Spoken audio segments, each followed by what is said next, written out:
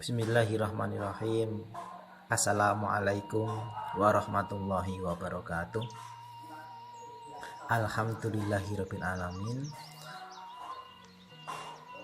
Assalatu wassalamu ala asrafil anbiya'i wal mursalin wa ala alihi wa ashabihi ajmain.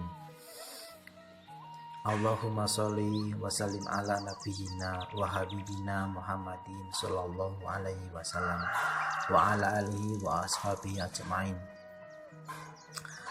Pada kesempatan kali ini Pak Guru akan menjelaskan tentang awal mula dakwah Nabi Muhammad sallallahu alaihi wasallam. Seperti yang sudah anak-anak baca pada kesempatan pekan lalu, bahwa dakwah Nabi Muhammad SAW itu tidaklah mudah. Ada rintangan, ada hambatan, ada penolakan, ada ancaman, bahkan ada pengusiran. Dari siapa? Dari kaum sendiri, yaitu bangsa Arab.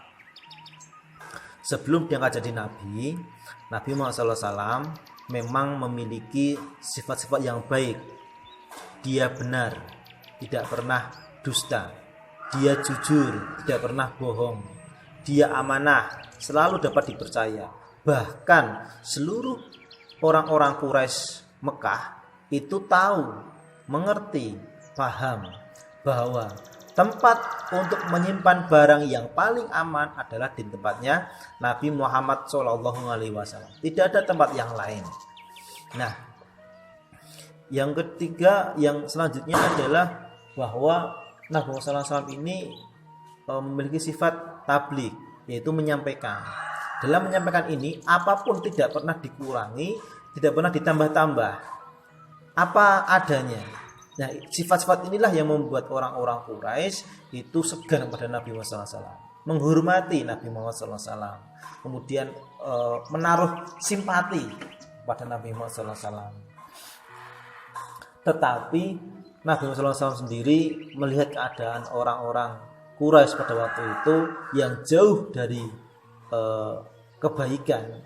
Mereka minum minuman keras, mereka berjudi, mereka suka bohong, mereka suka berperang. Ada sedikit masalah sepele kemudian diselesaikan dengan peperangan, membunuh anak-anak perempuan mereka, kemudian berzina, kemudian masih banyak lagi. Nah, melihat kondisi itu, Nabi Muhammad SAW sangat sedih, ingin rasanya untuk merubah semua itu, tetapi mau bagaimana Nabi Muhammad SAW tidak menemukan jalan. Nah, oleh kehendak Allah Ta'ala, Nabi Muhammad SAW sering bertafakur, berkhulwat menyendiri untuk merenungkan kondisi masyarakat kota Mekah, yaitu dengan berkhulwat menyendiri di mana, yaitu di Gua Hira, selama berhari-hari, selama berminggu-minggu lamanya, meskipun kadang pulang seperti itu. Nah, pada tanggal 17 Ramadan tahun 611 Masehi, Allah memerintahkan malaikat Jibril untuk mendatangi Nabi Muhammad SAW yang pada waktu itu sedang berkhulwat di Gua Hira. Untuk apa malaikat Jibril mendatangi Nabi? Yaitu untuk memberikan wahyu yang pertama, yaitu untuk mengangkat Nabi Muhammad SAW itu menjadi nabi, memberikan petunjuk pada Nabi Muhammad SAW, yaitu surat Al-Alaq ayat 1-5. A'udzubillahi minasyaitonirrajim. Iqra bismi rabbikal ladzi khalaq. Bacalah dengan nama Rabbmu yang telah menciptakan. Khalaqal insana min 'alaq. Dia telah menciptakan manusia dari segumpal darah. Iqra wa rabbukal akram. Bacalah dan Tuhanmu lah yang maha mulia. Alladzi 'allama bil qalam. Yang telah mengajarkan manusia dengan perantara kalam. 'Allamal insana ma lam ya'lam. Dia mengajar manusia apa yang tidak diketahuinya. Setelah mendengar ini, Nabi Muhammad SAW gemetar, karena Nabi Muhammad SAW sendiri adalah seorang yang ummi. Apa itu ummi? Ummi itu istilah untuk seseorang yang tidak bisa membaca dan tidak bisa menulis, sehingga Nabi Muhammad SAW bergetar hatinya. Kemudian setelah selesai malaikat Jibril menyampaikan wahyu itu, Nabi Muhammad SAW pulang menemui istrinya, yaitu Khadijah. Melihat kondisi suaminya yang seperti itu, Khadijah bertanya, "Wahai suamiku, ada apa?" Kemudian Nabi Muhammad SAW menceritakan apa yang baru saja dialaminya. Melihat kondisi suaminya seperti itu, esok harinya Khadijah menemui sepupunya yang bernama Waraqah bin Naufal, yang umurnya saat itu sudah mencapai kurang lebih 80-an tahun. Waraqah bin Naufal menyampaikan bahwa suaminya akan menjadi seorang yang besar, seorang pemimpin, seorang yang istimewa. Tetapi dalam prosesnya nanti suaminya Khadijah, yaitu Nabi Muhammad, akan mengalami berbagai rintangan, berbagai halangan, penolakan, bahkan dimusuhi, dicaci maki, dan diusir dari kota Mekah. Waraqah juga menyampaikan, seandainya pada saat itu saya masih muda, saya masih punya kekuatan, saya masih bisa, maka saya pasti akan menolong Nabi Muhammad SAW. Mendengar kisah dari Waraqah bin Naufal sepupunya ini, Khadijah kemudian pulang dengan penuh keyakinan untuk apa? Untuk mendukung suaminya, yaitu Nabi Muhammad SAW. Nah, setelah hari itu berlalu, Nabi Muhammad SAW masih kembali lagi ke Gua Hira, ya, Gua Hira untuk berkhulwat lagi. Nah, setelah itu saat berkhulwat, Nabi Muhammad SAW mendengar suara yang berasal dari atas, yaitu dari langit. Lalu Nabi melihat ke atas dan dilihatlah itu malaikat Jibril. Melihat itu, Nabi Muhammad SAW pulang dengan penuh rasa takut dan pulang untuk menenangkan diri. Pada saat pulang, Nabi Muhammad SAW meminta untuk diselimuti. Nah, ketika pada saat itu malaikat Jibril datang pada Nabi dan menyampaikan wahyu yang kedua, yaitu surat Al-Mudaththir ayat 1 sampai dengan 7. A'udzubillahi minasyaitonirrajim. Bismillahirrahmanirrahim. Ya ayyuhal mudaththir, wahai orang yang berselimut. Qum fa'anzir, bangunlah lalu berilah peringatan. Wa rabbuka fakabbir, dan Tuhanmu agungkanlah. Wa thiyabaka fatahhir, dan pakaianmu bersihkanlah. Wa rujza fahjur, dan perbuatan dosa tinggalkanlah. Wala tamnun tastakthir, dan janganlah kamu memberi dengan maksud memperoleh balasan yang lebih banyak. Wali rabbika fasbir, dan untuk Tuhanmu bersabarlah. Setelah ada surat Al-Mudaththir ini, wahyu yang kedua, Nabi Muhammad SAW mendapatkan perintah untuk berdakwah, mengajak kepada orang lain untuk memeluk agama Islam. Dakwah Nabi Muhammad SAW ini dilakukan dengan dua cara. Yang pertama adalah dengan sembunyi-sembunyi, yang kedua adalah dengan terang-terangan. Nah, yang pertama adalah dakwah dengan sembunyi-sembunyi. Dakwah yang dilakukan yang pertama ini dengan sembunyi-sembunyi, itu Nabi Muhammad SAW melakukan dakwahnya kepada orang-orang terdekat, keluarga, sahabat, dan keponakan-keponakan.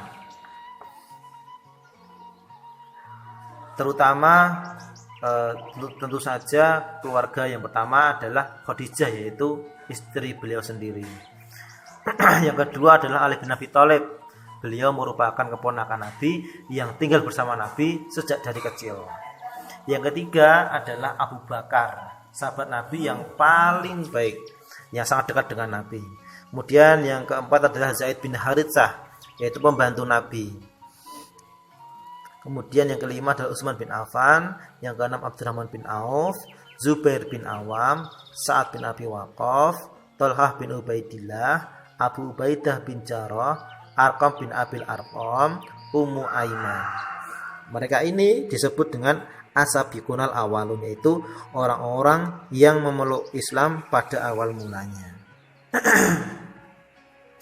Dakwah sembunyi-sembunyi ini dilakukan Nabi selama kurang lebih 3 tahun.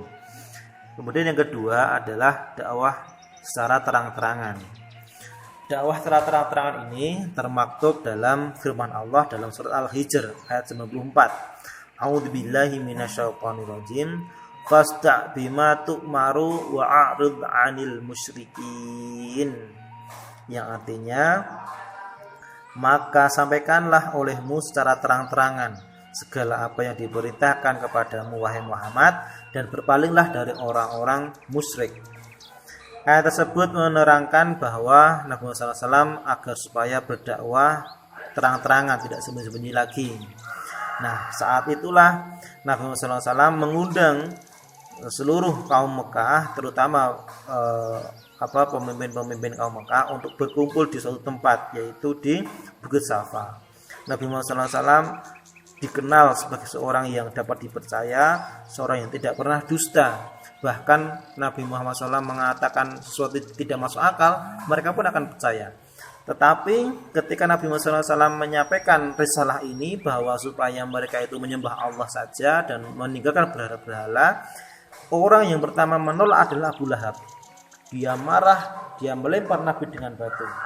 Dan kejadian ini tidak hanya satu kali. Bahkan Nabi Muhammad SAW tidak menyerah. Diundangnya yang kedua kalinya, yang ketiga kalinya, sampai 4 kali. Sehingga perbuatan Abu Jahal ini diabadikan dalam surat Al-Lahab. Masyarakat Quraisy banyak yang menentangnya serta berusaha untuk menghentikan dakwah Nabi Muhammad SAW dengan berbagai macam cara. Di antaranya adalah kaum Quraisy menghina, dan seluruh orang-orang kaum Quraisy itu melakukan cara-cara yang berbeda-beda untuk menghentikan dakwah Nabi Muhammad SAW. Bahkan mereka menyiksa orang-orang yang masuk Islam, bahkan mereka mengancam sahabat-sahabat yang masuk Islam, bahkan mereka berhendak membunuh Nabi Muhammad SAW dan sebagainya. Itu adalah awal mula dakwah Nabi Muhammad SAW. Demikian yang Pak Guru sampaikan. Insya Allah hari berikutnya akan Pak Guru sampaikan tantangan-tantangan dakwah Nabi Muhammad SAW. Terima kasih.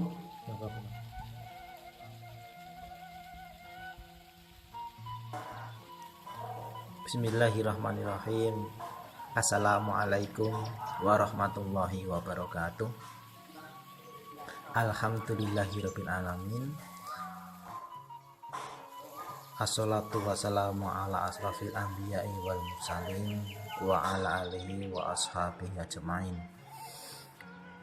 Allahumma sholli wa sallim ala nabiyyina wa habibina Muhammadin sallallahu alaihi wasallam wa ala alihi wa ashabihi ajmain.